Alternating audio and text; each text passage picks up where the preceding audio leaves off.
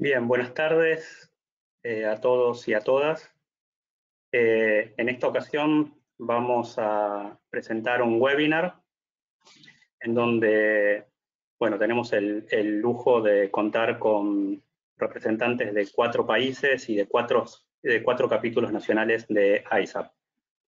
ISAP es una red de profesionales global, internacional, que al día de hoy tiene más de 20.000 miembros en todo el mundo y que, bueno, muchos se han anotado para el webinar, pero los invitamos también a hacerse miembros de la red, ya que a partir de la misma tienen un montón de información útil sobre la temática, capacitaciones, foros de intercambio con personas y especialistas de otros países, acceso a documentos, investigaciones. Entonces, creo que es importante para todos y todas a quienes les interese el tema poder hacerse miembros. En esta ocasión vamos entonces a estar trabajando con 4 personas a quienes voy a presentar ahora, y a través del chat, como siempre, les vamos a pedir que formulen las preguntas y al final de las 4 presentaciones vamos a estar haciendo las preguntas a cada uno de los expositores. En esta ocasión entonces vamos a empezar con Fernando Salazar, que es profesor principal de la Universidad Peruana Cayetano Heredia. Tiene un doctorado en epidemiología en la Universidad de Carolina del Norte y se dedica a la epidemiología de las drogas, y en este momento está realizando un ECA para evaluar la efectividad de la capacitación en el currículum de prevención universal en intervenciones escolares. Rodrigo Goicolea Martinic es terapeuta ocupacional, magíster en drogodependencias de la Universidad de Barcelona, estudiante del doctorado en salud mental de la Universidad Nacional de Lanús. Es director del programa de drogas de la Universidad Central de Chile, Master Trainer del Colombo Plan, y también es entrenador de UNODC del workshop de Policymakers. Luego Gabriela Belén Gómez Torres, que es psicóloga, tiene una maestría en Ciencias de la Educación, un doctorado en Educación, certificación internacional como facilitadora del método LEGO y Serious Play, y se ha desempeñado como formadora de docentes y de profesionales de la prevención. Ha coordinado en el estado de Jalisco, en México, una campaña intersectorial de orden nacional en materia de prevención y colabora actualmente con la Organización de los Estados Americanos y con el Colombo Plan en la formación de formadores del Currículum Universal de Prevención. Y por último va a estar cerrando Nicolás Poliansky, psicólogo, investigador, doctorando en Ciencias de la Salud, director del Centro de Salud Mental y Adicciones de la Fundación Convivir en Argentina, es miembro del capítulo argentino de ISAP y es coordinador global en prevención y tratamiento de la reducción de la demanda de drogas en ISUP y UNODC. También es Master Trainer del Colombo Plan. Fernando representa al capítulo de Perú, Rodrigo al capítulo nacional de Chile, Gabriel al capítulo nacional de México y Nicolás al capítulo nacional de Argentina. Así que vamos entonces a empezar con las presentaciones y le vamos entonces a pedir a Fernando que comparta pantalla y comience con la presentación. Adelante, Fernando. Gracias, Roberto.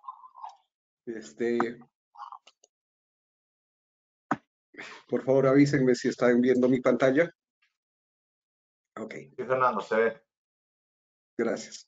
Bueno, en primer lugar, quiero presentarles mis saludos y agradecimiento a Nicolás, por la iniciativa de reunirnos para conversar un poco acerca de los desafíos en prevención y tratamiento en la pospandemia. Es un tema retador que nos obliga a pensar desde distintos ángulos y particularmente lo que a mí me concierne durante el periodo que estuve pensando acerca del tema, buscando información acerca del tema, surgía una constante si es que la pandemia realmente nos está cambiando el panorama o se está comportando como un amplificador, una lupa, un lente de amplificación que nos está permitiendo ver algunos problemas, más de lo que se veían antes. Es así que para poder tratar este tema, primero quiero recordar qué es la prevención y vamos a darle una mirada a algunas partes de las definiciones de lo que es la prevención. La más popular, la más común es retrasar el inicio del uso de sustancias psicoactivas, ¿no? Especialmente en niños y adolescentes, o evitar el desarrollo de trastornos como la dependencia si es que ya se han iniciado en el uso de sustancias. Esto es una de las metas o propósito de la prevención que es la más manejada porque es muy directa, muy clara y fácil de visualizar. Sin embargo, una mirada más a fondo de lo que es la prevención es lograr el desarrollo sano y seguro de los niños y jóvenes para que alcancen todo su potencial y se convierten en miembros incluidos y activos de la sociedad a la cual pertenecen. Esa es una meta mucho más atractiva y por supuesto más difícil de visualizar, por lo tanto, no se maneja dentro del ámbito de la prevención como debería manejarse o como el propósito final. Ese es un reto de inicio, mostrar lo que logra la prevención más allá de retrasar el inicio de uso de sustancias o evitar llegar a las dependencias. Y por otro lado, cuando miramos a la prevención, hablamos de la ciencia de la prevención que tiene el propósito de mejorar la salud pública, el ejercicio de los derechos humanos y la justicia social. Y la ciencia de la prevención viene de la compilación de todo lo que se ha aprendido en la investigación de hace más de 30 años, que nos permite decir qué funciona y qué no funciona y que ha contribuido también al desarrollo de los estándares internacionales de calidad. Esta ciencia de la prevención que está siendo manejada bastante, ahora que nos han presentado, varios de los cuatro somos entrenadores de los módulos del UPC, que son parte de lo que están basados en la ciencia de la prevención. Y hay una pata más que está suelta en esta parte de la definición o la mirada a la prevención, que es absolutamente importante, que es la ciencia de la implementación, que nos dice cómo deben ser los procesos de implementación y monitoreo que nos permitan llevar a puerto seguro las intervenciones. Esto es válido antes de la pandemia, válido durante la pandemia y va a ser válido después de la pandemia. ¿Sí? Ahora vamos a ver qué ocurre con cada uno de estos enunciados. ¿Qué pasa con el inicio de las sustancias? ¿No? En el año 2019, el reporte de la Comisión Interamericana contra el uso de drogas, la CICAD, nos dice, en las Américas se observa que el uso temprano de una variedad de sustancias lícitas e ilícitas que incluyen alcohol, tabaco, cannabis, clorhidrato de cocaína, referido como cocaína, y cocaínas fumables como crack y pasta base de cocaína, referida como PBS, muestran algunos niveles de uso entre los estudiantes de 12 a 14 años. Es decir, y en este reporte no se da cuenta que esta edad de inicio se esté retrasando, más bien se está adelantando, y que se contrapone contra los esfuerzos de prevención que han podido estar existiendo en las Américas, y cuando me refiero a las Américas es desde Norteamérica hasta Sudamérica, o sea, toda esta parte del mundo, todo este hemisferio.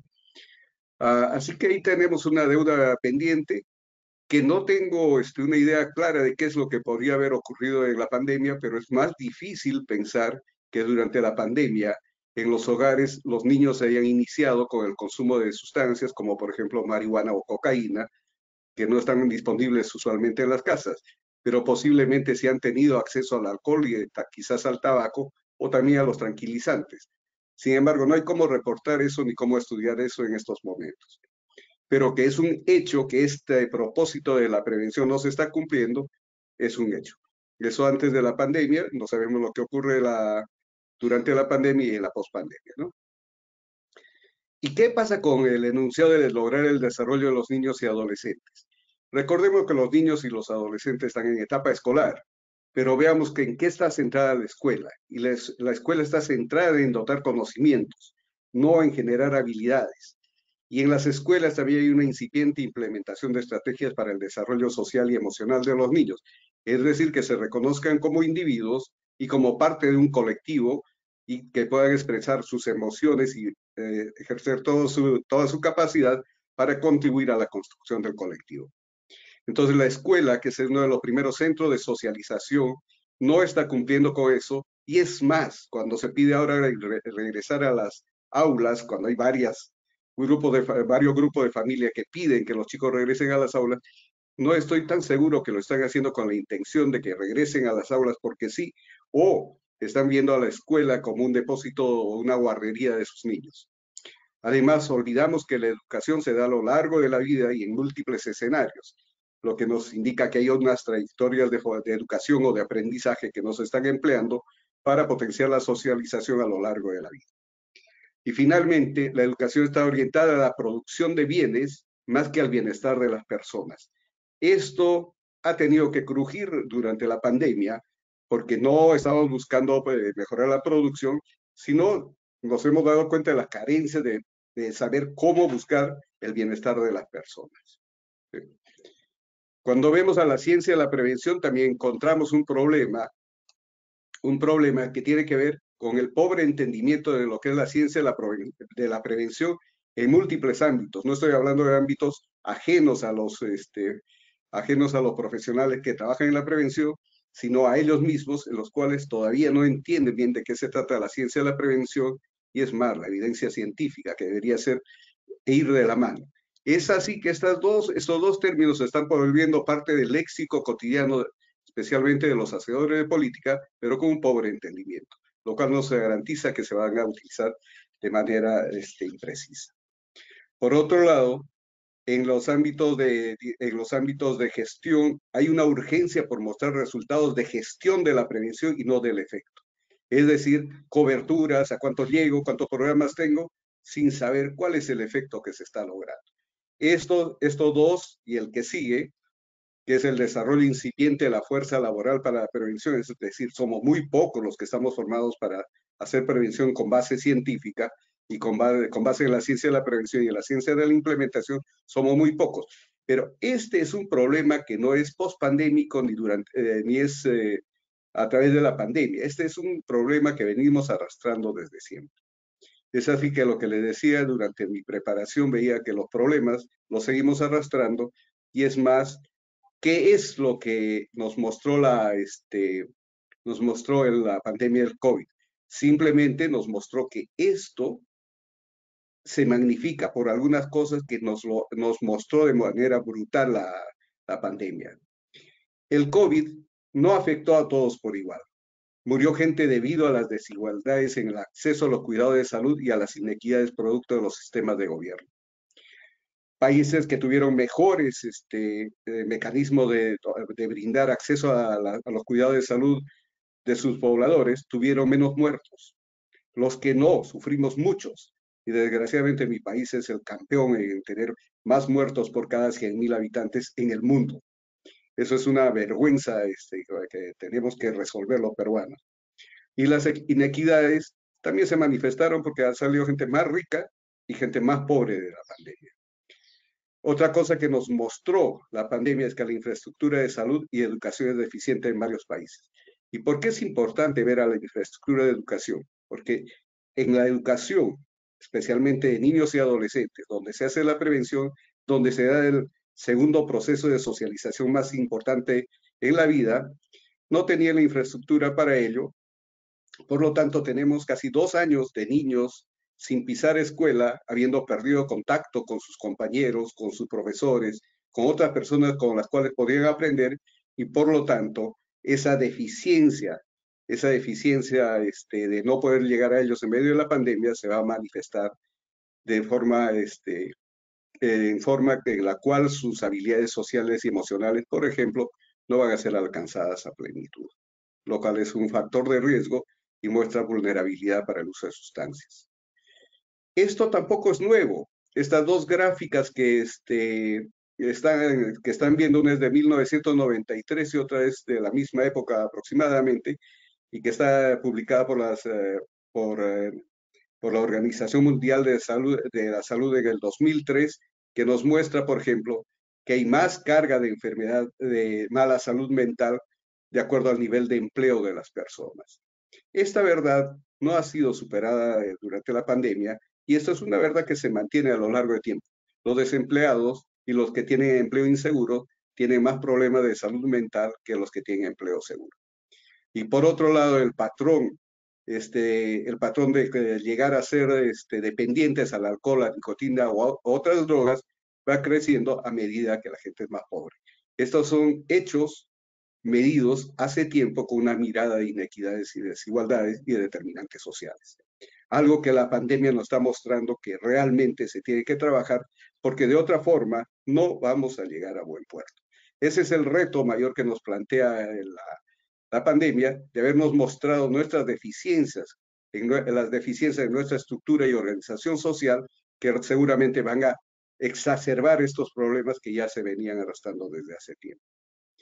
Es así que tuvimos que trabajar sobre la marcha, tuvimos que aprender sobre la marcha.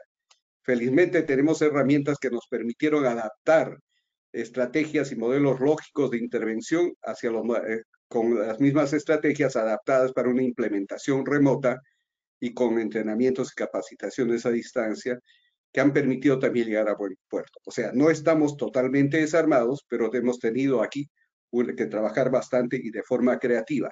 El reto es no tentarnos a utilizar esto de forma mecánica, dado que no, la evidencia de eficacia sobre este tipo de implementación remota y a distancia, los entrenamientos a distancia, todavía no se ha medido.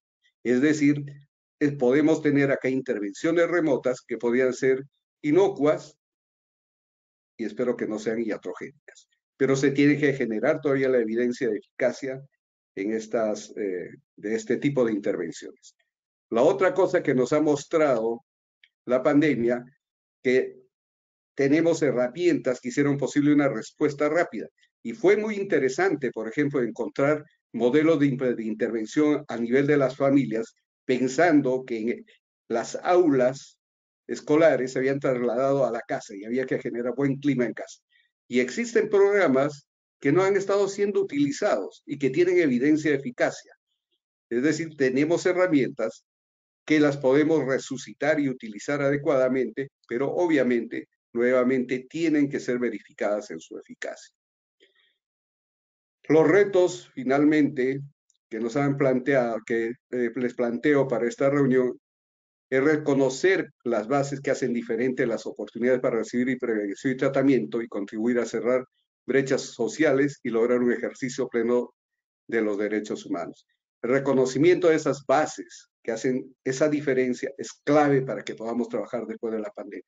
Si nos olvidamos que las diferencias en la estructura o en la organización de nuestras sociedades o esas desigualdades que vemos a lo largo y ancho de nuestros países, no vamos a resolver nada. El otro reto es continuar con la investigación y prueba de los modelos de intervención empleados durante la pandemia para generar evidencia científica sobre su eficacia. Como ya dije hace unos instantes, no podemos lanzarnos a masificar esto sin tener evidencia de su eficacia. Y finalmente, algo que viene desde antes. La gente igual que ahora durante la pandemia, así como le tiene miedo hay un grupo que le tiene miedo a la vacuna, también discutía el uso de la socialización, que es la herramienta central de prevención. Es decir, tenemos que emplear la socialización y hacer clara que el uso de la socialización se puede emplear como una herramienta de desarrollo y no de dominación o control. Es decir, con prevención tenemos que hacer que las personas sean artífices de su destino. Esos son los retos que les planteo. Son retos de centrar la prevención en su propósito final, que es el desarrollo social, ejercicio de los derechos humanos, búsqueda de la justicia social y cierre de brechas entre las sociedades y las personas. Este es el lema del programa que tenemos en el Perú, que se llama Ujyaya, que traducido al español es Juntos Podemos Todo. Yo creo que sí podemos hacer ello y creo que podemos seguir avanzando con lo que es prevención. Okay. Gracias. Bueno, muchas gracias, Fernando, y le damos entonces ahora la palabra a Gabriela. Perdón, a Rodrigo.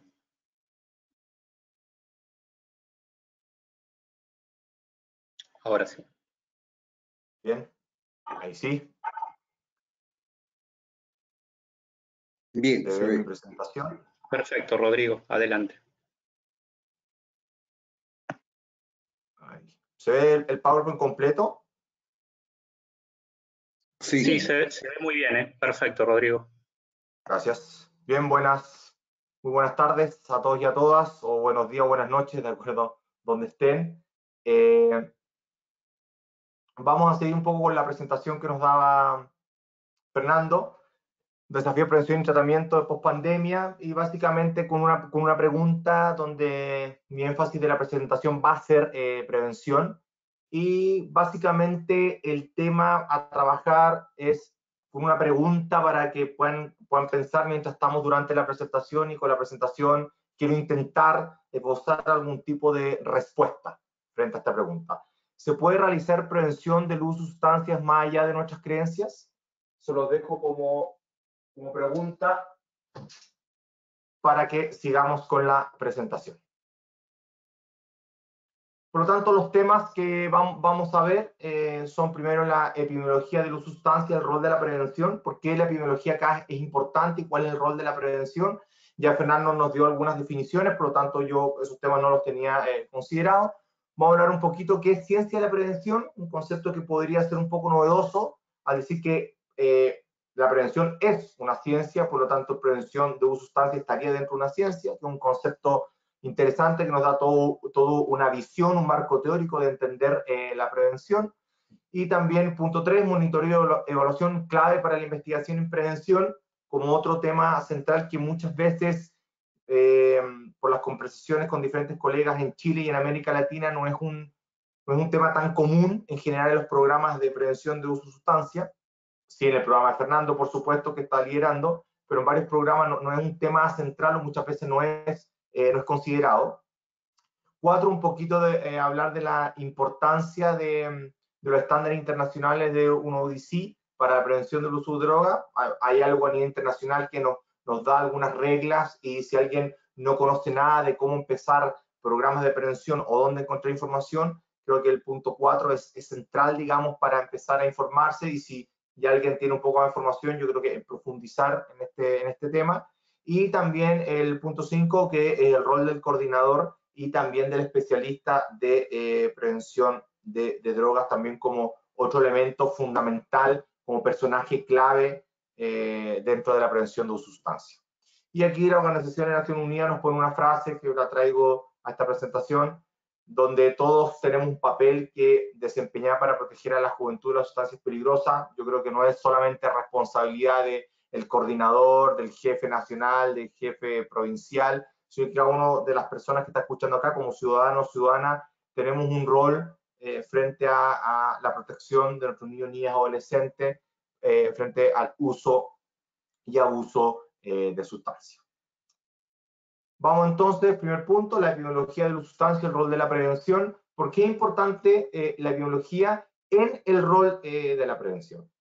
¿Por qué? Porque primero la prevención del uso de droga es importante para el bienestar y la salud de la nación. Fernando ya nos compartió un poco qué pasa con los niños y adolescentes en esta etapa. Por lo tanto, la prevención no solamente tiene que ver que los niños y adolescentes no consuman droga, sino que tiene un montón de impacto en el bienestar del buen vivir de los niños y adolescentes, y también en el impacto de la salud de un país y de una nación.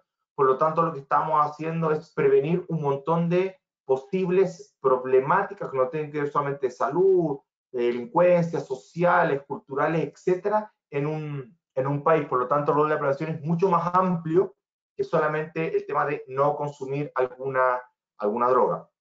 Y aquí viene el tema de la relación entre epidemiología y prevención, donde es fundamental tener datos los más actualizados posible, encuestas ojalá cada 1 o cada 2 años de población general, población escolar, de niños y adolescentes que van al colegio, por lo menos esos 2, para tener algunos datos más o menos actualizados, y eso, conocer a nuestra población, cómo se comporta el consumo de droga, y no elaborar programas o hacer campañas publicitarias de la prevención, por ejemplo, pensando en lo que yo creo, lo que mi círculo cercano me cuenta, sino que con datos que nos podrían ayudar a hacer una intervención y programas de prevención focalizados al diagnóstico de la realidad de un país, y obviamente después región, provincia, comuna, o cómo se distribuye en cada uno de los países donde usted vive. Por lo tanto, la epidemiología, sobre todo la etapa inicial de diagnóstico, es fundamental para esto.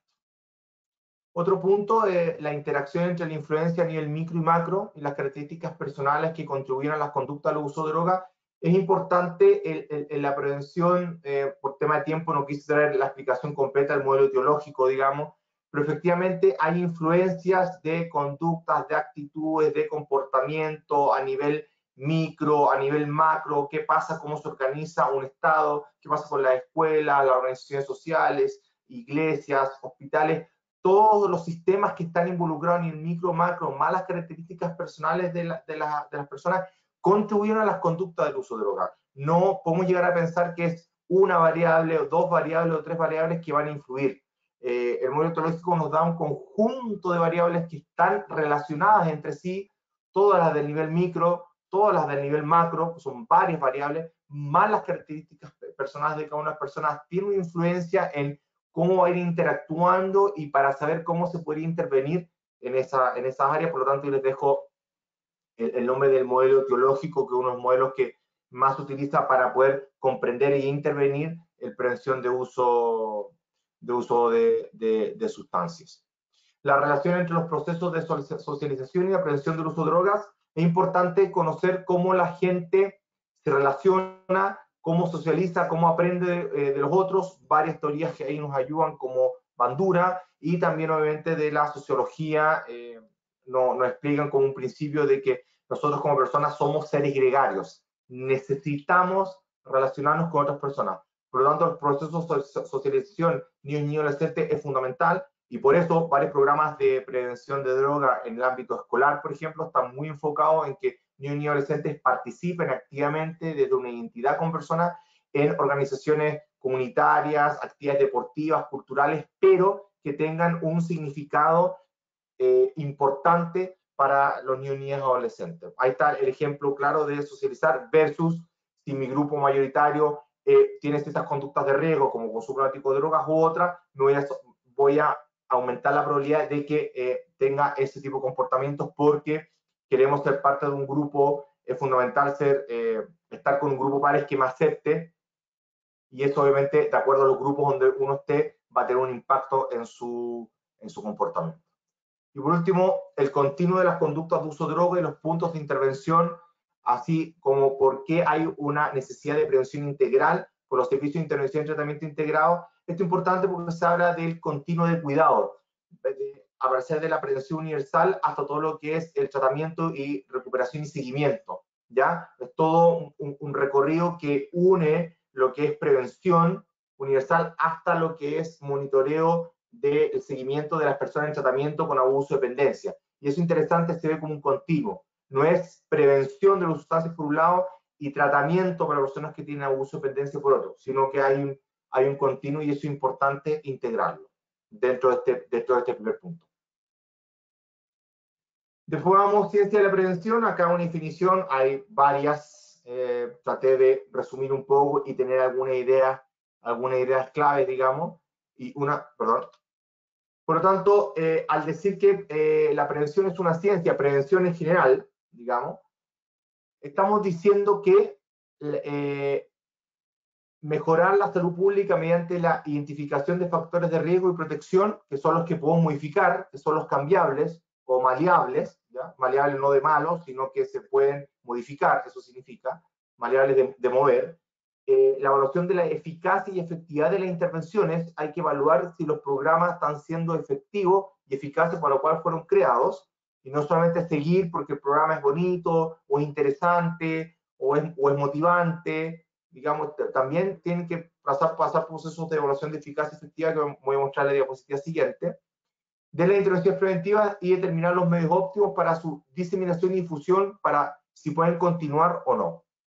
Por lo tanto, para lograr esto, la ciencia de la prevención nos da un marco que tiene que ser multidisciplinario. O sea, no es que acá tiene que haber todos terapeutas ocupacionales o psicólogos o sociólogos, sino que tiene que ver con las diferentes ramas de las diferentes disciplinas que pueden participar.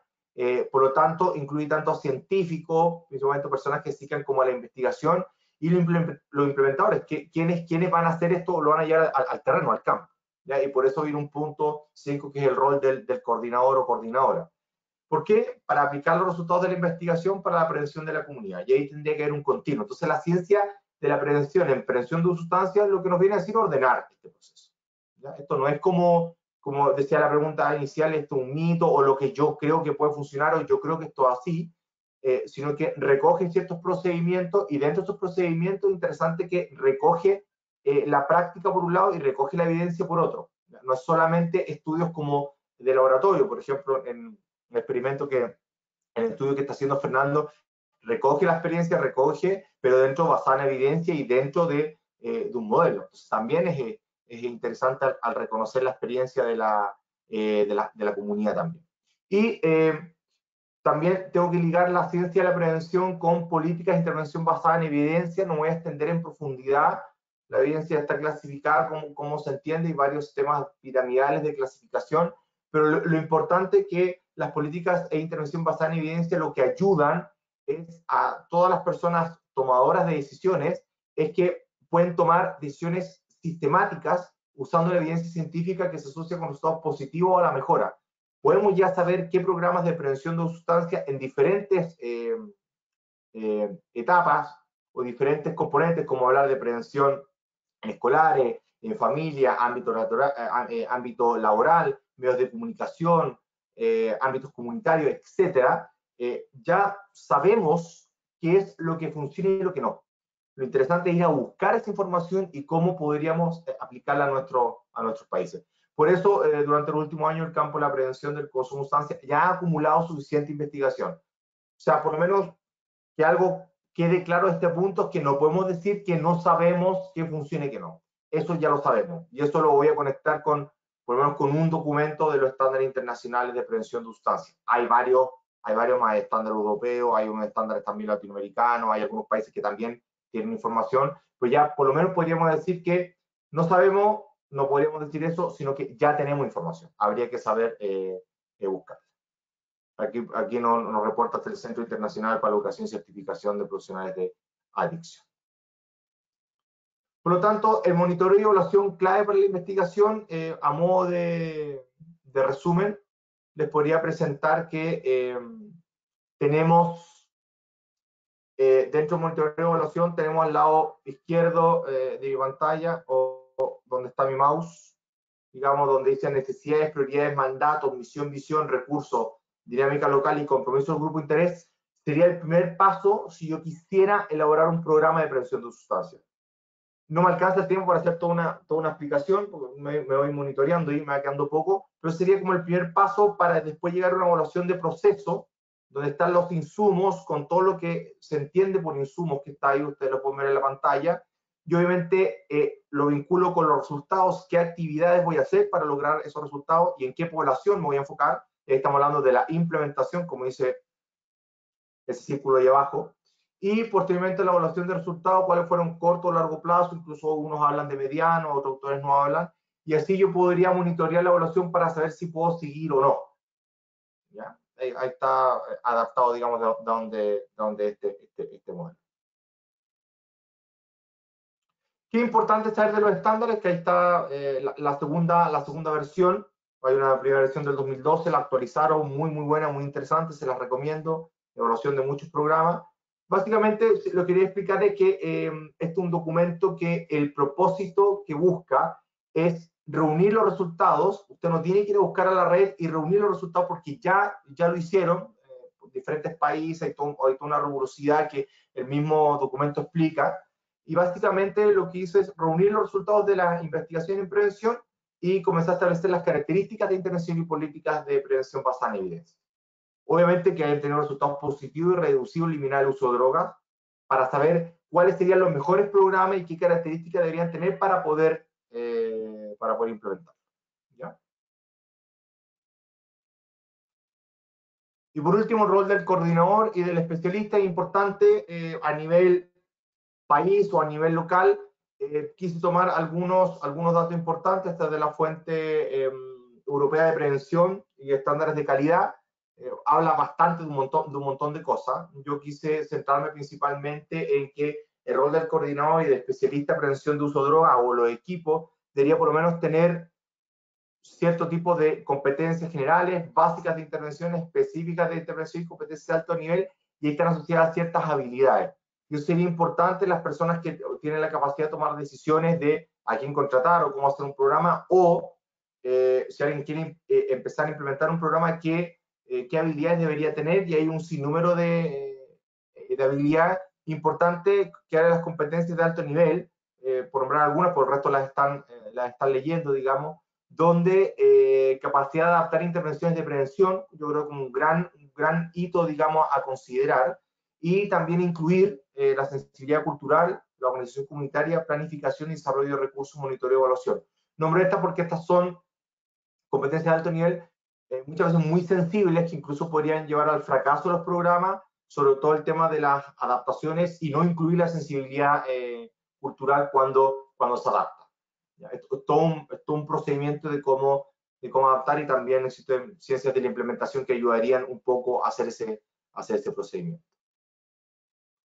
Bueno, terminando esta última diapositiva, ahí están mis datos de contacto, mi correo, si alguien quiere la presentación se les puedo mandar, no tengo ningún problema, mi LinkedIn, ahí me pueden buscar, y quiero terminar con una frase de este autor, digamos, que estamos en esta capacitación, webinar, digamos, saber lo suficiente, debemos aplicar, y por eso me gusta tanto lo que es la ciencia de la prevención, porque te llama a investigación y práctica, y la voluntad no es suficiente, sino que debemos hacer como un ánimo a implementar y hacer estrategias de prevención en los diferentes ámbitos, porque muchas personas podrían verse beneficiadas. Eso. Muchas gracias. Bien, muchas gracias, Rodrigo. Y ahora sí, entonces, le damos la palabra y va a compartir la pantalla Gabriela.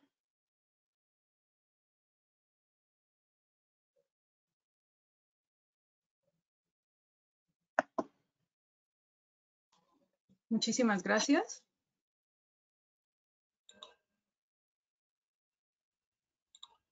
¿Podrían confirmarme si se mira la presentación, por favor? Sí, se ve muy bien, Gabriela. Muchísimas gracias. Antes que nada quisiera reiterar mi agradecimiento y entusiasmo hacia con Nico, que fue uno de los promotores de este evento. Muchísimas gracias por permitirme estar acá y también por aprender con y de mis colegas. Yo preparé una presentación en 2 etapas, la prevención de cara a la pandemia por COVID, y quisiera centrarme especialmente en los aprendizajes y los desafíos que identifico a partir de este evento que nos aqueja en todo el mundo.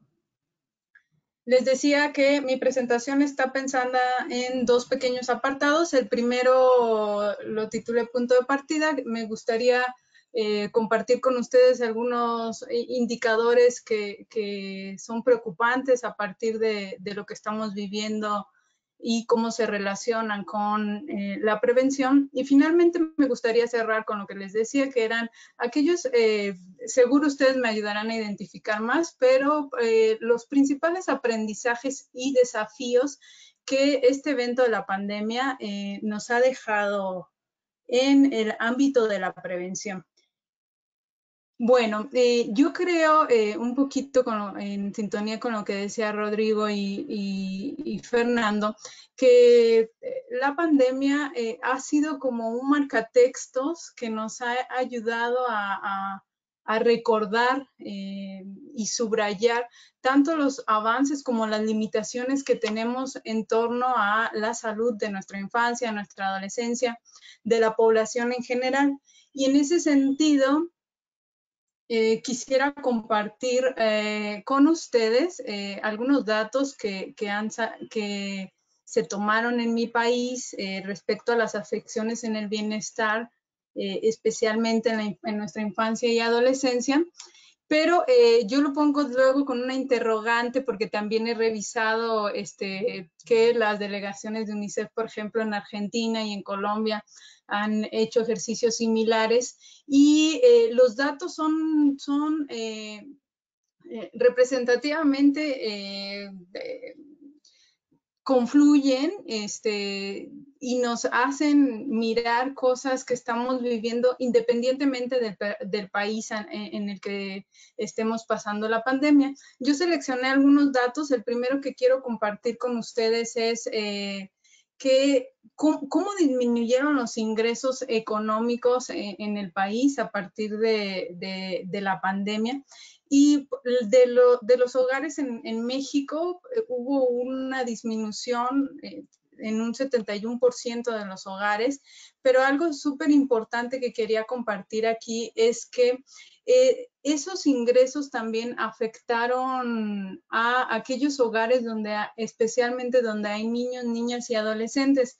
En ese sentido, otro dato importante que quiero resaltar aquí contigo para que después me sigas, por favor, en por qué identifico determinados aprendizajes y desafíos, es lo siguiente. Fíjate que en las casas de México, por lo menos 1 de cada 3 ha sufrido en todo el transcurso de la pandemia inseguridad alimentaria, en lo que los indicadores en el país se identifican como moderada o severa. Esto es que ha habido ocasiones donde las madres, los padres o cuidadoras y cuidadores no han tenido con qué alimentar a sus hijas e hijos o han sufrido hambre. También algo importante a partir de la pandemia que identificamos en el país es que hubo un incremento. Estos son datos del 2020, hubo un incremento en la percepción de ansiedad y de sintomatologías de depresión en la población. Específicamente, que tiene que ver, me voy a articular un poco con lo que decía Fernando, sobre todo en aquellas poblaciones o en aquellas comunidades donde el ingreso económico es muy bajo. Y esta parte también quiero compartirte. Yo formo parte de una escuela normal en mi país, en el estado de Jalisco, la Escuela Normal Superior de Jalisco, y un dato que me preocupa mucho es los índices de acceso a la educación, porque formo parte de ese sistema y además porque creo que la prevención, si tiene ámbitos de desarrollo preferentes o con mayor potencialidad, es precisamente en las escuelas. Y algo que nos sucedió es que identificamos a partir de la pandemia, cuando se hace el confinamiento y se nos pide hacer el seguimiento a nuestra infancia a distancia, que solo el 39.5% de las familias tenían conexión a internet y solo el 34% contaba con computador. Había otros que tenían otro porcentaje cercano al 50% que contaban con 1 o 2 móviles, pero no siempre esos dispositivos podían cubrir las necesidades de las plataformas educativas. Algo también que quiero subrayar aquí es que identificamos que 1 de cada 6 de nuestras niñas, niños y adolescentes no pudo continuar con sus estudios escolarizados. Y también yo decía que el COVID fue un marcatexto que nos ayuda a subrayar nuestras limitaciones, también los avances, pero dolorosamente nuestras limitaciones, es que en los hogares se identificó un aumento entre la tensión de las familias y las discusiones. Nótese cómo esta parte económica, ambiental, de inseguridad, llevó a que las familias tuvieran menos posibilidad de invertir en alimentos, en productos de higiene, de salud y de educación. Algo positivo aquí fue que se notó también un aumento de la ayuda condicionada gubernamental a las familias y se hizo mayor énfasis en aquellos hogares donde se tenía niñas, niños y adolescentes.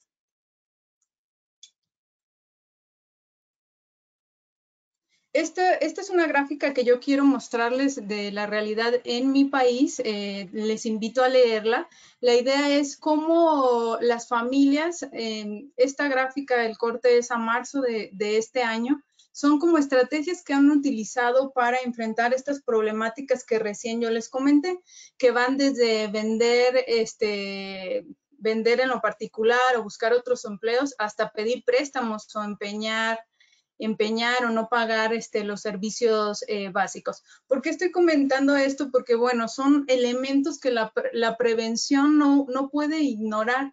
Esto es, aun cuando haya momentos donde se está pues tranquilizando un poco el fenómeno de los contagios y de los decesos, la realidad es que las familias siguen expuestas y también tendríamos que prepararnos a qué hacer con los estragos y las consecuencias de la pandemia. No me voy a detener aquí porque mi colega que abrió el webinar ya habló sobre lo que había antes de la pandemia, que no hay que hay todavía algunos problemas y dificultades que no hemos superado, pero solo sí quisiera mencionarte, por ejemplo, este dato de la delegación mexicana de UNICEF, es que nuestras niñas, niños y jóvenes tienen como 3 espacios donde mayoritariamente son violentados. El primer, o tienen disciplina violenta o educación violenta, agresiva. El primero es la escuela, el segundo es la casa y el tercero es la comunidad.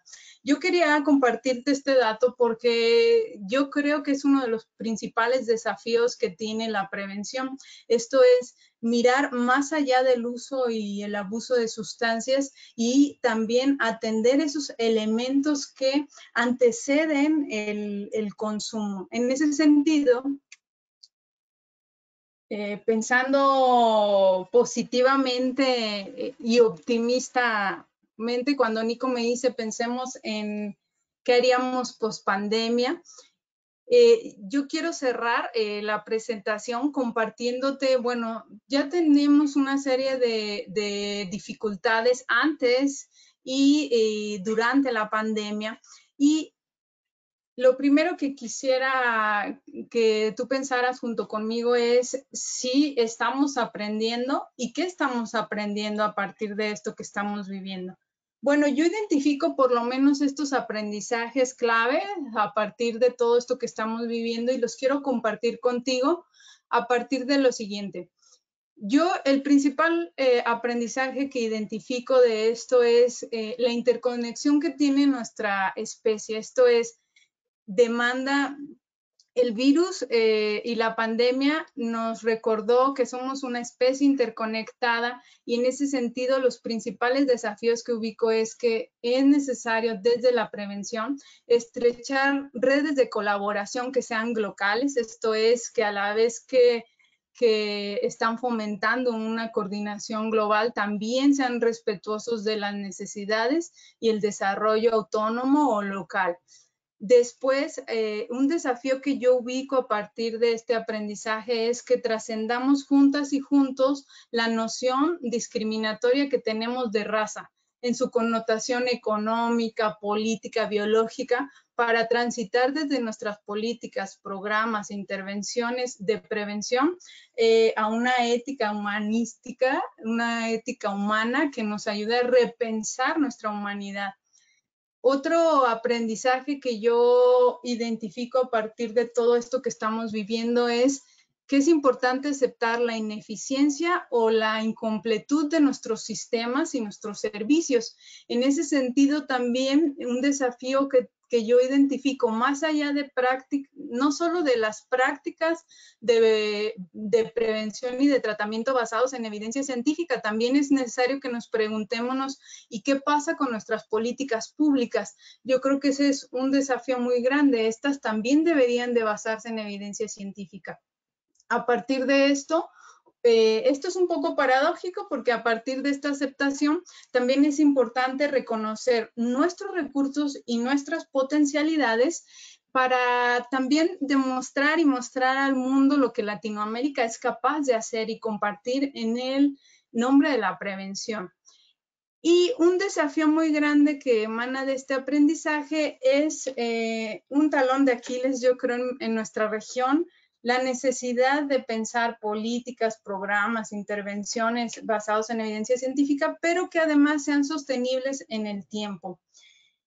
Un tercer aprendizaje que yo identifico a partir de esto es el origen contextual de los problemas mentales. Esto es, ¿qué tanto, sin desestimar las cuestiones individuales y determinados factores, pero qué tanto estas dificultades de abuso y uso de sustancias, de depresión y ansiedad, son más un síntoma de las desigualdades sociales que tenemos en el continente, que tenemos en el mundo? Y en ese sentido, como lo que yo les decía, o sea, estos elementos de ansiedad y de depresión son mayores cuando menores ingresos económicos y mayor acceso a comunidades de violencia se tienen. Entonces, ¿qué tanto son más una sintomatología social que una pena personal que las personas tienen que estar cargando en soledad? El desafío de este aprendizaje es pensar en que las intervenciones de prevención tienen que articularse y no hacerlas en un solo ambiente. Esto es, cuando hagamos prevención, podríamos pensar en, a la par, hacer prevención entre escuelas y fábricas o empresas que están alrededor de esa comunidad para ir interviniendo varios ambientes a la vez. Otro desafío muy grande es sobrepasar esa visión monofocal o fragmentaria que tenemos de los servicios. Esto es, si los problemas y las crisis son multifactoriales, también deberían de serlo nuestras respuestas, de manera que entendamos que la prevención demanda mirar más allá del uso y abuso de sustancias y pensar en otras problemáticas que anteceden el consumo. Por ejemplo, lamentablemente en Jalisco hemos identificado que mucho del uso y abuso de sustancias se relaciona con algún tipo de acoso o abuso sexual. Entonces, ese es un dato que tendríamos que atender. Esto es, no solo para prevenir el uso y abuso de sustancias, antes tendríamos que prevenir y erradicar el acoso y el abuso sexual. Para ir cerrando mi participación, quiero mencionarte 3 aprendizajes que para mí son claves a partir de esto y que generan algunos desafíos. Uno es los riesgos de la hiperespecialización y los eclecticismos ingenuos. De manera que yo creo que ya es tiempo de trascender la bifurcación entre prevención y tratamiento y pensar en cómo unir el espectro de atención de manera que la comunicación entre los distintos niveles de atención del uso y abuso de sustancias estén comunicados, estén articulados y sean pertinentes a los contextos. Finalmente, cerraré con 2 aprendizajes que yo identifico claves, que es cuestionarnos sobre el servicio de la ciencia o la ciencia al servicio.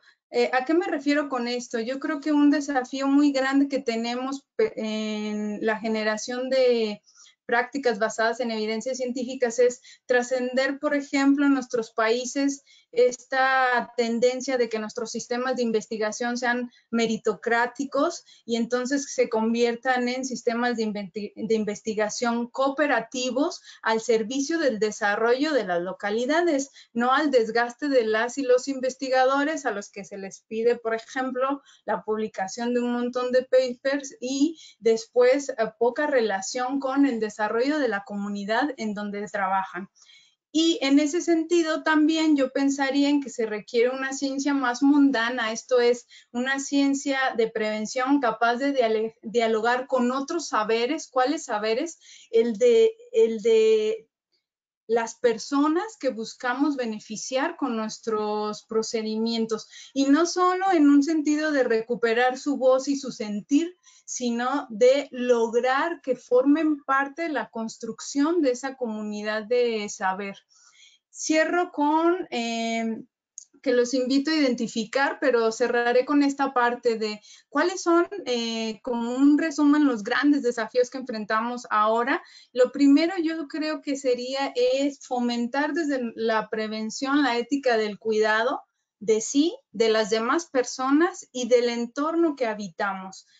También yo creo que ahora es necesaria una pausa para pensar y sentir la pandemia, sus estragos, porque con los regresos del confinamiento me parece que las personas y los profesionales de los distintos sectores no hemos tenido espacios para poder compartir qué pensamos y qué sentimos, y creo que eso se tiene que recuperar, sistematizar y compartir para poder ordenarlo y que entonces nuestras intervenciones de prevención sean congruentes con la realidad histórica que estamos viviendo.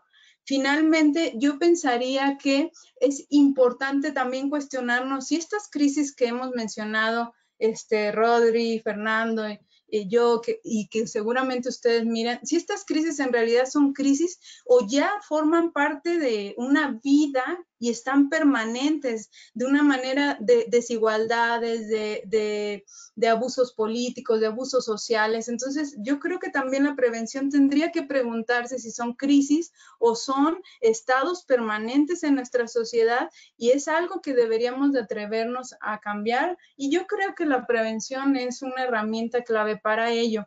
Cierro compartiendo lo siguiente.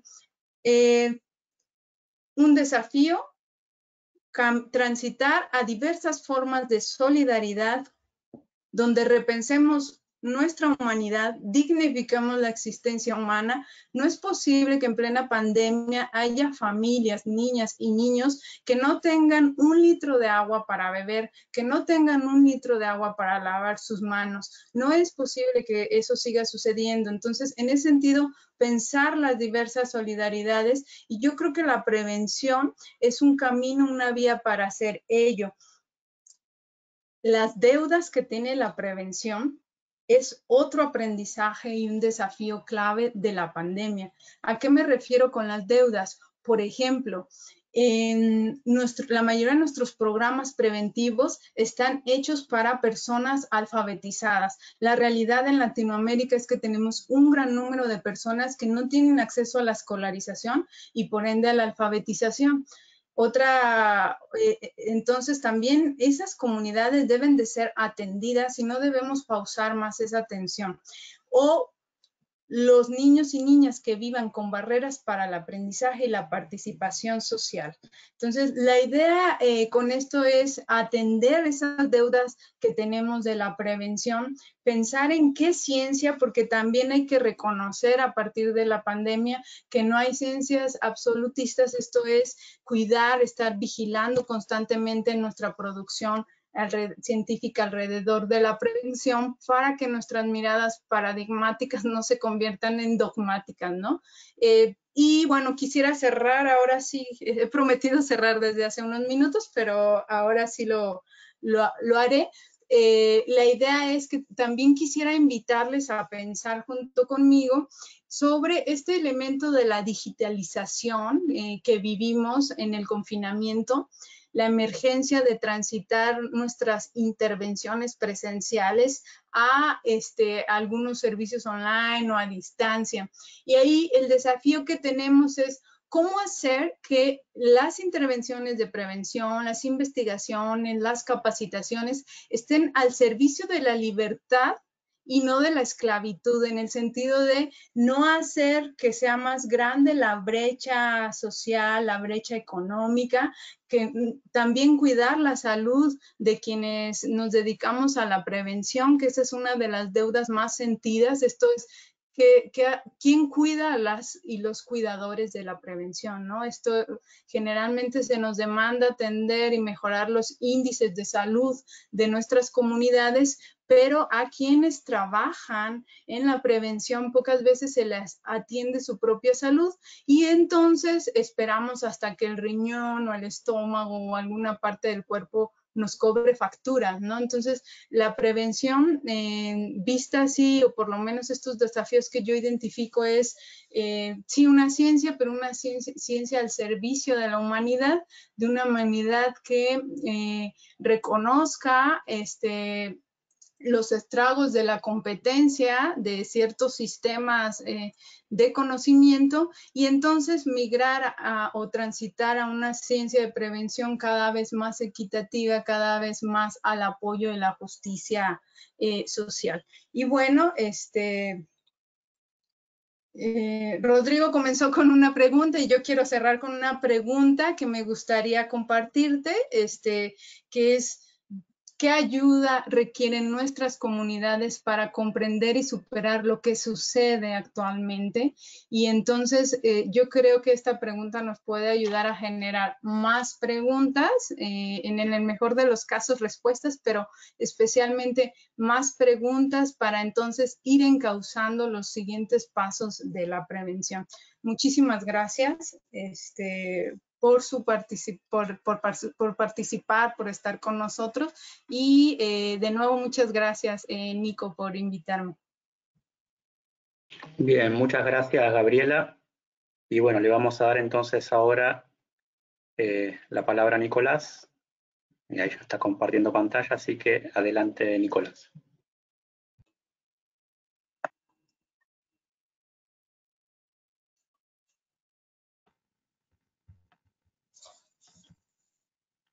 Bueno, buenas tardes a todos y todas. Me confirman si están viendo bien la pantalla, si son tan amables. Se ve, Nicolás. Sí, sí. Perfecto. Bueno, estoy muy gratamente sorprendido. La verdad que las presentaciones de mis queridos colegas de Latinoamérica, de Fernando, de Rodrigo, de Gabriela, me llenan de optimismo. Y tengo que confesar que cuando los invité, y les agradezco muchísimo que hayan aceptado la invitación a esta mesa de intercambio y de trabajo para pensar un poco acciones en prevención y tratamiento a futuro, tiene una mirada muy optimista, ¿no? Por eso el título es Desafíos en prevención y tratamiento en la pospandemia, y ahora con la llegada de esta nueva cepa Omicron es como que todo queda en suspenso, ¿no? Entonces, me parece que en ese punto estamos en el tránsito. No puedo estar más de acuerdo con las tres presentaciones, así que me gustaría poder dejar tiempo para que conversemos un poco e intercambiemos, así que voy a tratar de ser breve. Algunas consideraciones preliminares. En esta presentación se utiliza el género gramatical masculino a modo de simplificación del discurso, pero teniendo en cuenta la complejidad que radica en la diversidad de género. En lo personal y en lo profesional, apoyo y fomento un trato no sexista ni discriminatorio en los actos y en el lenguaje. Y también me parece muy destacable poder pensar en términos de redes, en la importancia que tienen las redes, y que estemos participando aquí miembros de los capítulos nacionales de Argentina, de Chile, de Perú y de México. Me parece que enriquece muchísimo todas las áreas de conocimiento. Comparto mucho con lo que decía recién Gabriela, de entender el continuo que implica la prevención, el tratamiento y la investigación como tres áreas que están en constante intercambio y que se enriquecen continuamente. Y también estoy muy de acuerdo en tratar de generar mayores acercamientos y mayores posibilidades de acercamiento de los diferentes profesionales y los diferentes actores y trabajadores del campo de la salud mental y de las adicciones para enriquecer el campo de la investigación, ¿no? En este sentido, quiero arrancar con algo que suelo tener muy presente, que se relaciona con, bueno, nuestra región, con Latinoamérica y el Caribe. Es una región que muchas veces a los ojos de personas de otros países que no son de la región, se habla como de la región de las Américas, como si fuera toda una sola. Y yo quiero subrayar que es una región absolutamente rica en todo tipo de recursos, también en los recursos de conocimiento, y sin embargo se pierden algunas diferencias que son muy enriquecedoras a nivel cultural, a nivel social y en diferentes niveles, ¿no? Entonces me parece que es importante reconocernos en esa unidad regional de Latinoamérica y el Caribe, y también poder pensar las diferencias que tenemos, incluso dentro de geografías tan vastas como la de Argentina, donde hay como diferentes zonas, diferentes aspectos socioculturales de cada región, ¿no? Dichas estas diferencias, me parece muy importante que podamos entender qué cosas tenemos similares en la región, y las cuestiones que aparecen con mucha preponderancia se relacionan con la desigualdad social, con la pobreza, con la exclusión social, y estos tres elementos, desigualdad, pobreza y exclusión social, redundan en que aparezca con mucha potencia la injusticia social. Y me parece que lo que ha dejado en evidencia la pandemia es el aumento, no solo global, sino específicamente en nuestra región, de la desigualdad, de la pobreza, de la exclusión social, que redunda en situaciones de injusticia social. Me parece que tenemos que tener muy presente este marco respecto de los desafíos que vamos a tener en la pospandemia, porque la sociedad es tiene estos indicadores que han empeorado muchísimo. Y les voy a dar algunos datos. Respecto de la vulnerabilidad social en Latinoamérica y en el Caribe, respecto de la pandemia, lo que ha generado la pandemia por coronavirus son efectos negativos en la salud integral de todas las personas. Uy, me fui una más. Ha generado también un desmejoramiento de la calidad de vida de la población general, y este desmejoramiento de la calidad de vida ha generado situaciones de sufrimiento psíquico y social. La pandemia, la incertidumbre, los diferentes tipos de aislamiento que hemos vivido en la región generan un sufrimiento social que es global y que no es sin consecuencias para el buen vivir de toda la sociedad, ¿no? También ha producido modificaciones en el lazo social. La virtualidad, digamos, ha tenido un avance exponencial en las formas de relación social. Y estas modificaciones en el lazo social a partir de la virtualidad y de las herramientas digitales tampoco son sin consecuencias. Y me parece que nos plantean desafíos a futuro en todos los planos, de prevención y tratamiento. Solamente por citarles una dificultad que planteó el acceso al plano digital, se relaciona con la brecha digital, ¿no? Cuando empezó el aislamiento social preventivo y obligatorio en la Argentina, muchas de las organizaciones de la sociedad civil, que somos quienes primero damos una respuesta al problema asistencial de los consumos problemáticos, rápidamente pudimos implementar dispositivos de atención virtuales, ¿no? Y esto, si bien fue una respuesta rápida que brindó espacios de contención, también señaló una brecha existente que tiene que ver con aquellas personas en situación de vulnerabilidad psicosocial, en situación de pobreza, que sufrían una doble exclusión, porque también tienen la exclusión digital. No podían participar de espacios de tratamiento virtuales por no tener o acceso a Internet o a un dispositivo que pudiera conectarse a Internet, sea una computadora, una tableta o un teléfono celular. Desde ya, el aumento de la pobreza y del desempleo es un tema, digamos, de mucha prioridad en toda la región. Los números son muy potentes. Y también hay un aumento del consumo de sustancias psicoactivas y de los padecimientos en salud mental de toda la población en general, ¿no? Entonces, estas son las condiciones de extrema fragilidad que ya teníamos previa a la pandemia y que con el transcurso de la pandemia se han agudizado mucho y que seguramente en la pospandemia podamos empezar a visualizar con mayor claridad y a medir, ¿no?, los efectos negativos de la pandemia en el aumento de la pobreza, en el aumento del desempleo, en el aumento del consumo de sustancias psicoactivas y en el aumento de los padecimientos de la salud mental en la población general. Hay un estudio muy reciente que salió en The Lancet, donde los indicadores de niveles de ansiedad o de trastornos por ansiedad y trastornos por depresión de la salud mental en general aumentó alrededor del 30%. Todos los datos son muy coincidentes en el desmejoramiento de la calidad de vida y de la salud mental, ¿no? Y yo buscaba datos también de UNICEF, porque me gusta mucho trabajar con población de niños, niñas y adolescentes, aunque lo hago con población general, y hace muy poco UNICEF puso en agenda la salud mental de los niños y niñas y adolescentes como un problema a tener en cuenta y a trabajar, del mismo modo que también incluyó los consumos problemáticos. Fíjense, esto es la vulnerabilidad social en Latinoamérica y el Caribe en cifras. Ahí, a la izquierda de la pantalla son los datos de prepandemia y estos datos son de fin de 2020 con datos de la OIT, de la CEPAL y del BID.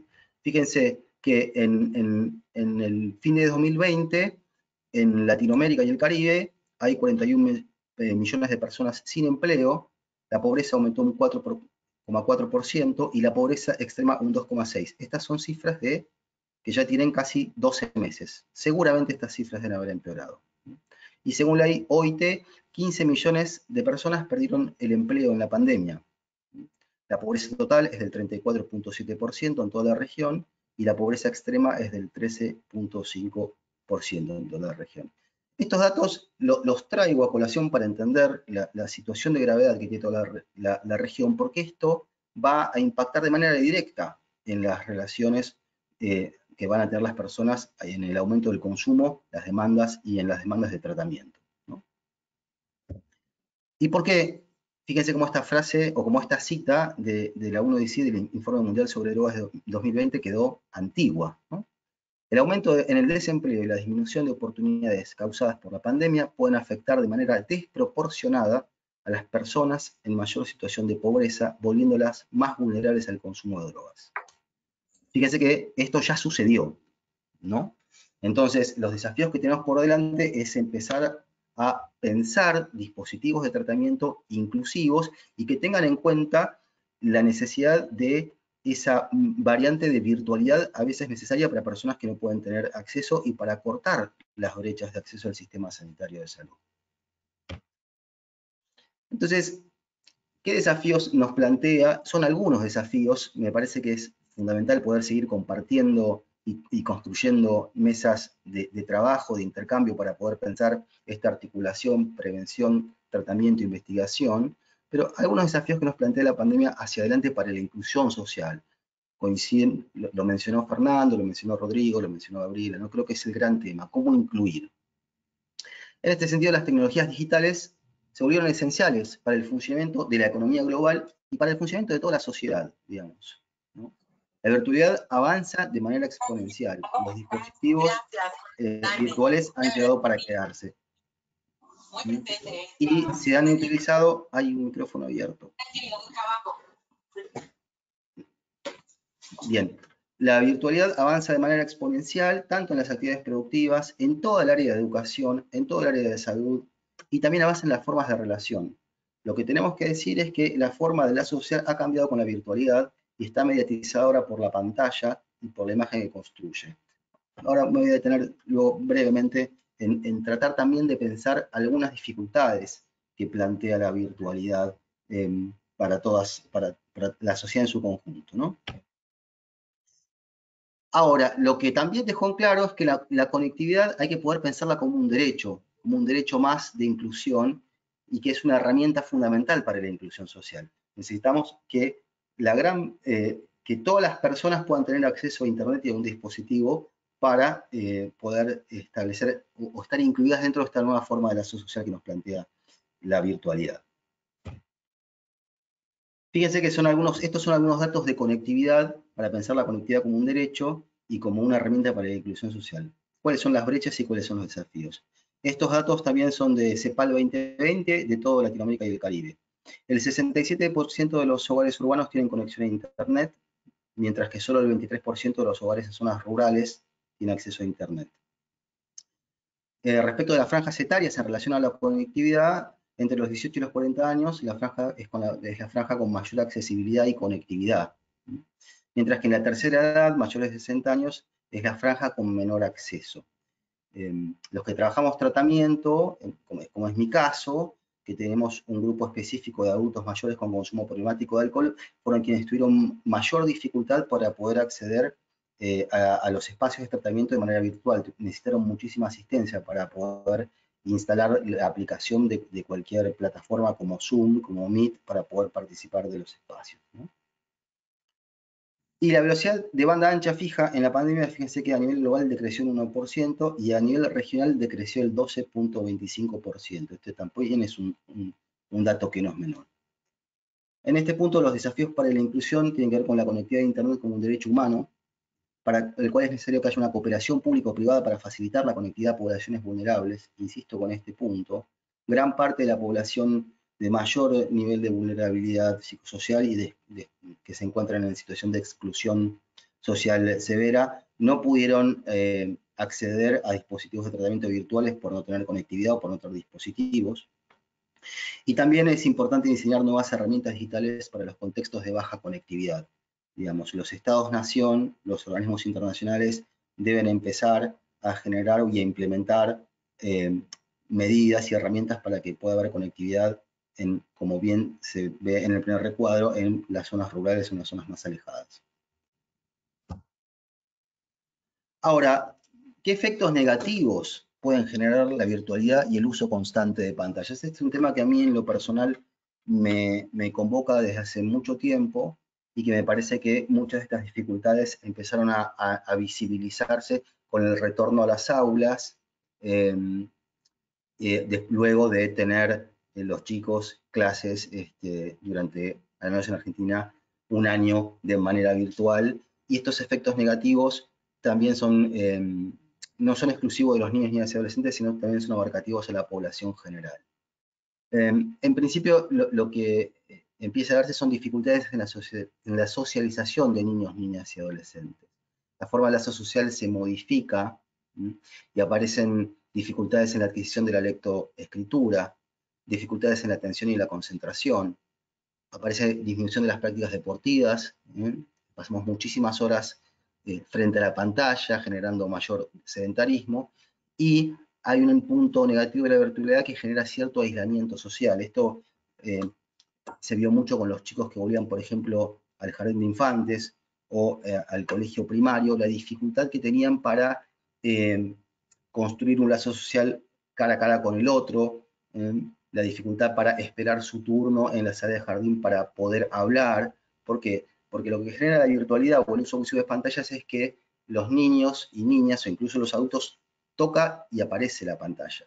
Toca y aparece. Entonces hay un estímulo que tiene una respuesta inmediata que genera una satisfacción, y eso, digamos, es un tema, me parece, complejo, que tenemos que empezar a visibilizar y a entender como otro de los efectos negativos que nos ha dejado la pandemia. No solo el aumento de consumo de sustancias psicoactivas en población general, también hay una baja en la edad de inicio de consumo de sustancias, al menos en la Argentina, y este aumento en la utilización de pantallas creo que tiene consecuencias que todavía no podemos medir. Sí se conocen algunos efectos, pero aún no podemos medir la incidencia. Me parece que hay que empezar a incluirlo dentro de un problema de salud mental integral que tiene que incluir las adicciones tanto a sustancias como las comportamentales. Me parece que son cuestiones que van a venir muy unidas y que los efectos de estas cuestiones las vamos a empezar a ver en breve, y creo yo que es un desafío enorme estar preparado para dar respuesta desde los diferentes espacios de prevención, de tratamiento y de investigación a esta problemática.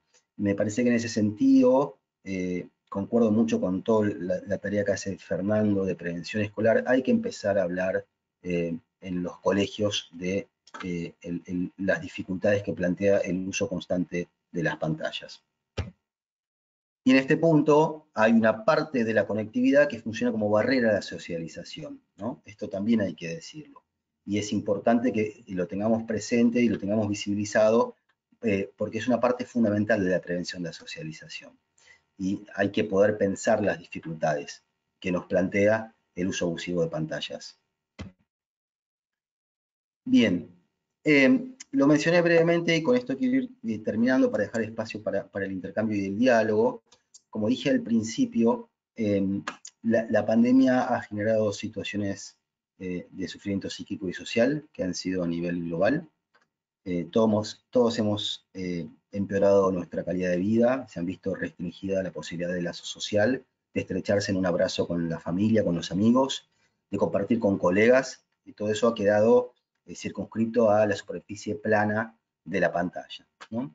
Y en población que tiene o que padece consumos problemáticos de sustancias psicoactivas, esto ha sido de un aumento notable, y que es importante tener en cuenta que las formas actuales de sufrimiento psíquico y sufrimiento social están muy asociadas al derrumbe del proyecto existencial, ¿no? Y eso también tiene sus consecuencias. El derrumbe de ese proyecto existencial, donde una persona podía proyectar un futuro cercano posible, no es sin consecuencias para la salud mental en general. Y en este punto la sociedad ya no es generadora de bienestar y de bien vivir, ¿no? Esto hay que tenerlo en cuenta. Muchos de los lazos sociales que se plantean a partir de las redes sociales son grandes generadores de ansiedad o de depresión, ¿no? Y este derrumbe del proyecto existencial básicamente se apoya en la ruptura del lazo social, ¿no? Y estas condiciones lo que plantean es un escenario donde aparecen estos cuatro elementos que aparecen con la letra I y la letra N en mayúscula, que creo que yo es un muy buen resumen de cómo hemos transitado toda esta etapa de pandemia que aún no se termina, ¿no?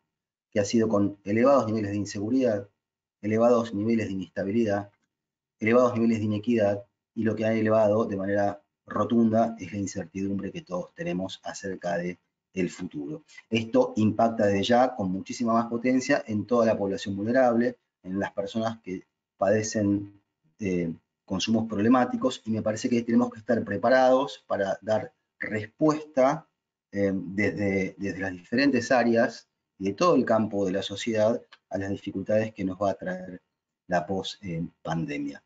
Así que yo quiero, bueno, dejar un espacio para preguntas y comentarios, agradecerles a todos su participación y su interés, y señalo la importancia de que sigamos construyendo espacios de intercambio para generar nueva evidencia que permita mejorar la prevención, el tratamiento y generar nuevas investigaciones. Muchas gracias. Bueno, gracias, Nicolás. Así que, bueno, ahora en primer lugar los voy a invitar a todos los expositores a prender sus cámaras.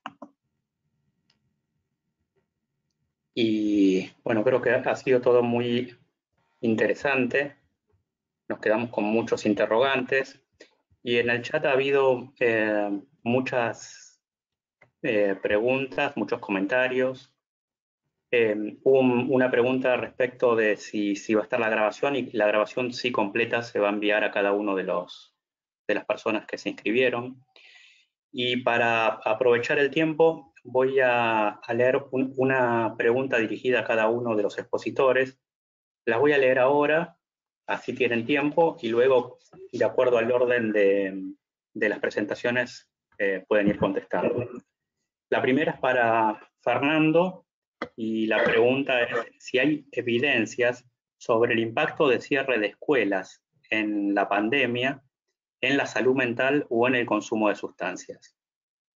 Para Rodrigo, la pregunta es: ¿hasta dónde influyen las características del coordinador de un programa de prevención para que el mismo tenga éxito o no?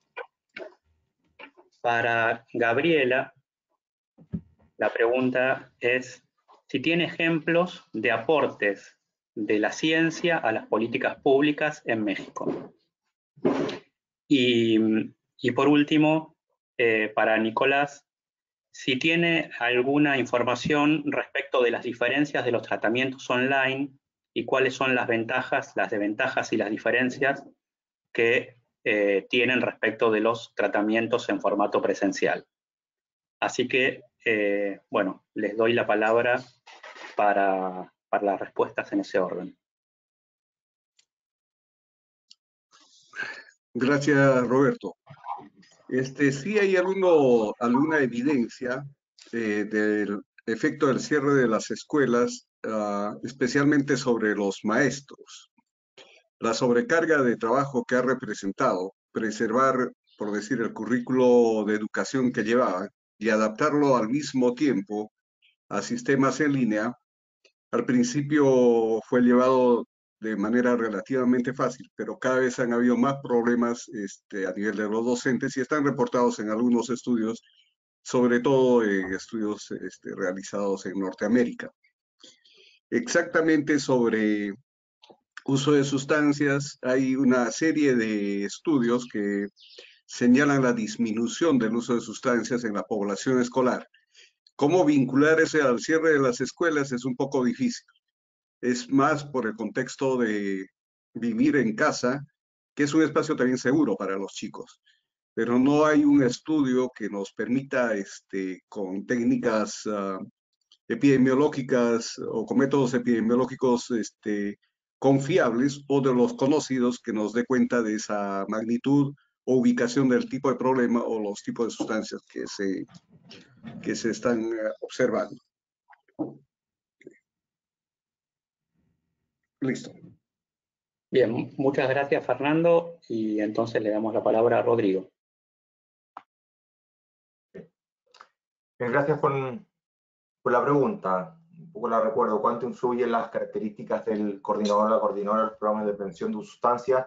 Voy a responder, digamos, en forma extremista. Desde que se caiga el programa y no funcione hasta que fluya perfecto y se logre el objetivo. Ahí tenemos los dos extremos. Por lo tanto, en esta área, al medio, esta área gris, efectivamente las características del coordinador o coordinadora de prevención, más los expertos en prevención, es clave porque el coordinador o coordinadora va a llevar el programa de prevención, no tanto de los aspectos técnicos, porque va a tener personas expertas que están haciendo eso, sin embargo va a tener todas las coordinaciones, y ahí es una clave, digamos, la adaptación y flexibilidad que la persona va a tener que tener para relacionarse con, por ejemplo, los tomadores de decisiones, con las personas que financian el programa, y estos son dos áreas sensibles que se pueden considerar de la importancia del rol del coordinador o coordinadora. Por lo tanto, las habilidades que hablamos más de las competencias generales, las habilidades de comunicación asertiva, de cómo presentar en diferentes espacios, presentar en el ámbito académico, presentar en el ámbito tomar decisiones, presentar en el ámbito a las personas que financian, son lenguajes y presentaciones absolutamente diferentes. Por lo tanto, el rol del coordinador o coordinadora de prevención tiene que ser una característica de mucha gestión, de lenguaje claro, preciso, de qué efectivamente qué podemos comprometer y qué no, porque efectivamente uno de los roles es que los programas se podría caer, o sea, no podría seguir funcionando, y pasa cuando el encargado nacional de alguna institución, por ejemplo en Chile que es Senda, hay un cambio del encargado o del jefe o la jefa de prevención, y efectivamente algunos programas en el tiempo tienden a desaparecer, ni siquiera esperando la evaluación del programa. Por lo tanto, es un tema muy sensible y muy delicado de elegir a la persona capacitada, pero más que capacitada, experto en prevención. Un poco ahí concuerdo con Gabriela que nos hemos ido sub especializando, y efectivamente en un coordinador o coordinadora de prevención puede ser una persona experta en gestión, porque tiene los expertos en prevención, y si conoce prevención, por lo menos sería una característica adicional. Eso no sé si habría respondido la pregunta, digamos. Bueno, ahí nos dirá por el chat. Gracias. Perfecto, gracias Rodrigo. Y bueno, le damos la palabra entonces a Gabriela.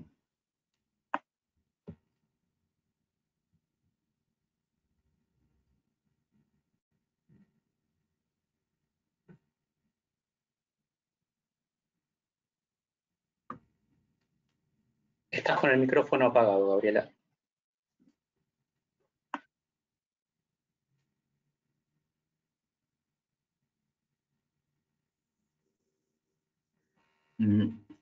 No, sí, sigue el micrófono apagado.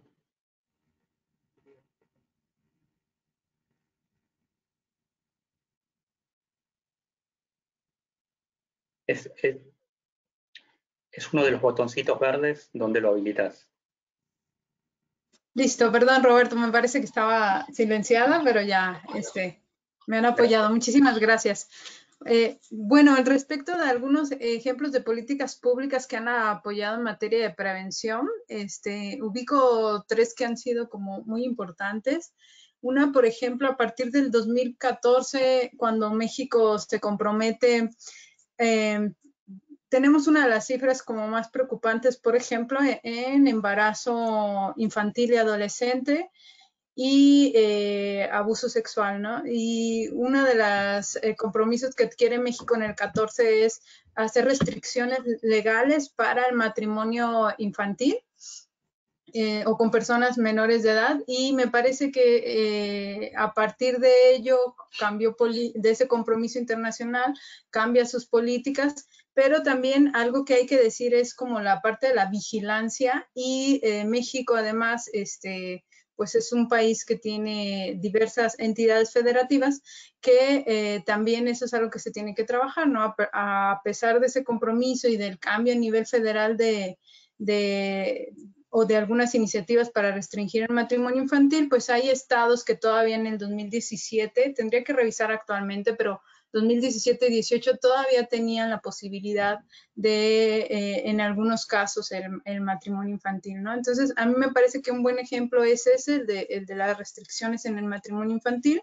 Otro que compartimos en varias partes de Latinoamérica son políticas que ofrecen apoyo o ayuda condicionada, como becas, pensión alimenticia, y que gracias a la evidencia científica descubrimos que no bastaba solo con ofrecer la ayuda, sino que tenía que estar circunscrito implementando algunos sistemas de seguimiento para que realmente la ayuda, por ejemplo, económico-alimentaria fuera utilizada como era prevista. Y cerraré con una que creo que nos ha ayudado en todo el mundo a partir del convenio marco, que es la restricción de espacios libres de humo de tabaco para proteger especialmente a la infancia de nuestro país.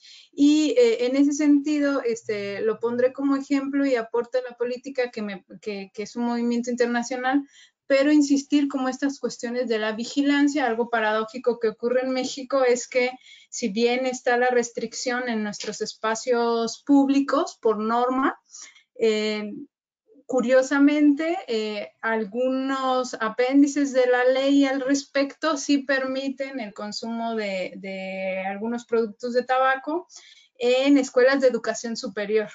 Entonces, también el avance que se tenía respecto de a esa cultura en educación básica y media superior, cuando entran a las instituciones públicas y privadas en el país, pues genera una serie de complicaciones respecto a la cultura que se tenía de esas restricciones. Son como algunos ejemplos que puedo citar que me parece que han ayudado a la prevención. Y también quería citarlo respecto de esta visión más allá, que no sea monofocal, ¿no? O sea, otras políticas públicas que ayuden al desarrollo y que por ende alejen de la edad de inicio del consumo de sustancias. Muchas gracias, Roberto. Gracias, Gabriela. Y bueno, Nicolás, la última pregunta entonces. Brevemente, que ya estamos en tiempo. Me parece que todavía es una cuestión a evaluar respecto de las ventajas y desventajas que puede tener diversos tipos de tratamiento virtuales. Desde ya no es igual si se trata de un tratamiento residencial que requiere algún tipo de internación para desintoxicación. Claramente ahí la virtualidad no podría entrar en juego. Una investigación que terminé hace unos meses fue pensada para evaluar los obstáculos y facilitadores en los procesos de externación de centros residenciales, y la tuvimos que hacer en pandemia. Y una de las cuestiones que más destacaban las personas que cursaban su proceso de internación de manera residencial es cómo se perdió la progresividad en el proceso de externación y que se volvía muy abrupto, y eso era una desventaja y funcionaba como una barrera al propio proceso. Dentro de los tratamientos ambulatorios, ya más allá de la modalidad, creo que fue un facilitador de acceso a dispositivos de contención y de atención, de asistencia y tratamiento, que fue muy viable y fue de gran ayuda para las personas con consumos problemáticos. Estamos en este momento de transición que no sabemos qué va a deparar el futuro cercano. La gran mayoría de los centros de tratamiento de salud mental y adicciones ya están 100% presencial, salvo algunos pequeños espacios que han quedado virtuales y que funcionan. Por ejemplo, los espacios de terapia individual, muchos se siguen sosteniendo en el plano de la virtualidad porque es un facilitador de acceso respecto de, por ahí, la distancia a un centro de tratamiento, no así los espacios grupales. En encuestas internas que he realizado con las diferentes personas en tratamiento, destacan como una gran herramienta que ha sido de ayuda a la virtualidad, pero hoy por hoy el enorme porcentaje de personas prefiere asistir a un tratamiento presencial. Con lo cual creo que está todavía abierta esa pregunta. Me parece que es evaluar en cada caso y en cada dispositivo si funciona como obstáculo o funciona como un facilitador de acceso al sistema sanitario. Digamos, es una herramienta más que es mejor tenerla que no tenerla. No sabemos todavía, me parece, en qué casos, insisto, facilita y en qué casos puede funcionar como una barrera. Muchas gracias. Bien, gracias, Nicolás. Bueno, aprovecho para agradecerle otra vez a los 4 expositores, muy claros. Creo que nos quedamos con mucha información, con muchas preguntas. Dejaron los correos electrónicos también para seguir profundizando. Digo, no podemos continuar con las preguntas, que hay muchas, por una cuestión de tiempo, pero bueno, muchos han ofrecido ahí el contacto de correo electrónico para seguir en contacto y para seguir profundizando en estos temas, que bueno, me parece que queda mucho por trabajar, mucho por por aprender y sobre todo mucho por seguir haciendo. Así que, bueno, como les dije antes, van a recibir seguramente en el día de mañana el video con toda la presentación. Bueno, muchas gracias otra vez a todos y que terminen muy bien el día. Chao, chao. Adiós.